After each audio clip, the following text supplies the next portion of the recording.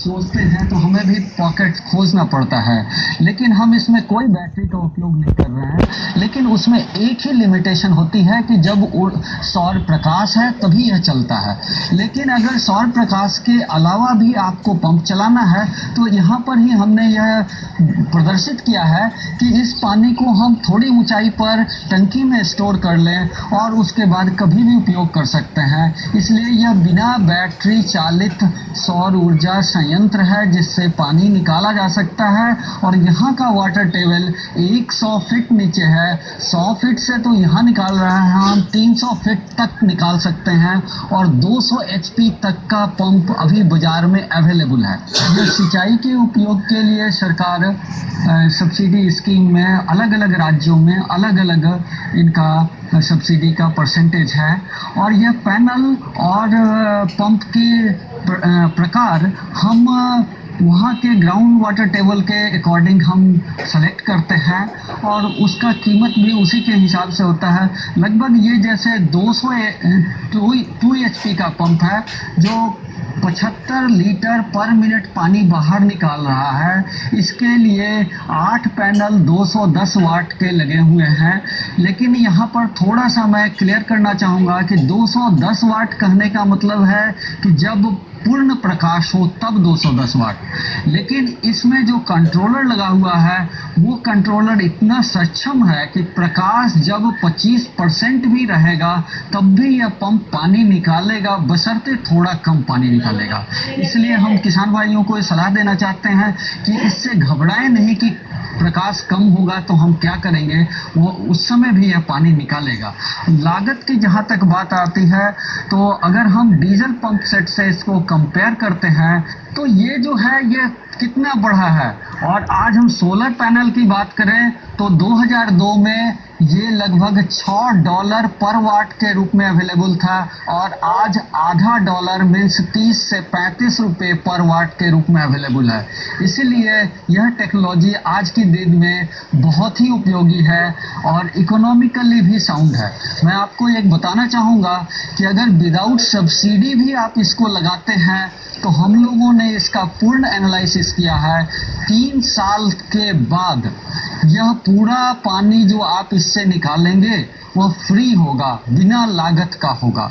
3 साल के बाद मीन्स 3 साल हम पे बैक पीरियड कहते हैं। अगर पूर्ण पैसा अपना भी लगाएंगे तो इसकी लाइफ जो है ये 20 साल है। मीन्स 17 साल आप बिना कुछ खर्च किए हुए आपको मिलेगा पानी। जो आपका नैपसैक स्प्रेयर है उसी स्प्रेयर को हम थोड़ा सा मॉडिफाई करके और यूज़ कर सकते हैं। और इसकी बहुत महत्ता है कि एक तो बहुत उत्तम क्वालिटी का स्प्रे होगा जो लॉन्ग टर्म में हमें वो ग्राउंड वाटर डिटोरिएशन पॉल्यूशन को भी कम कर सकता है। दूसरा, कम समय में ज़्यादा अच्छी क्वालिटी का स्प्रे कर सकता है। स्पेशली विशेष तौर पर छोटे और मझोले किसान वो नैपसैक का ही उपयोग करते हैं और नैपसैक को में एक नोजल होता है और उसकी लगभग 60 से 70 सेंटीमीटर का स्वाथ कवर कर पाते हैं। लेकिन मैंने 3 नोजल वाला एक पंप जो सौर ऊर्जा से उसकी बैटरी चार्ज हो जाती है मात्र 1.5 घंटे में और 6 घंटे लगातार उसको काम में लाया जा सकता है। इसका कीमत लगभग 12,000 रुपया है जिसमें बैटरी, सोलर पैनल और पंप पूरी आपको मिलेगी।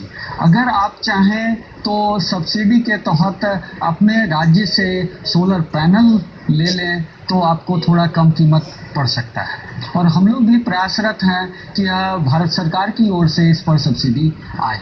हम आपको जानकारी देना चाहेंगे कि शायद सघन खेती के बावजूद यह स्प्रे का काम केवल साल भर में 2 महीने 60 दिन किया जा सकता है। बाकी समय हमारा सोलर पैनल आपका खाली रखा हुआ है। उसके उपयोग के लिए मैंने 2-3 चीज़ें इसमें ऐड की हैं जो हमारे ग्रामीण क्षेत्रों में बिजली की कमी होती है, खासकर शाम के समय में, जिस समय हमारे बच्चे पढ़ना चाहते हैं, तो उस समय हम एक कम पावर की लेकिन सफिशिएंट लाइट का बल्ब हम इससे जला सकते हैं, और 6 बल्ब इसी बैटरी से एक रात में आप जला सकते हैं।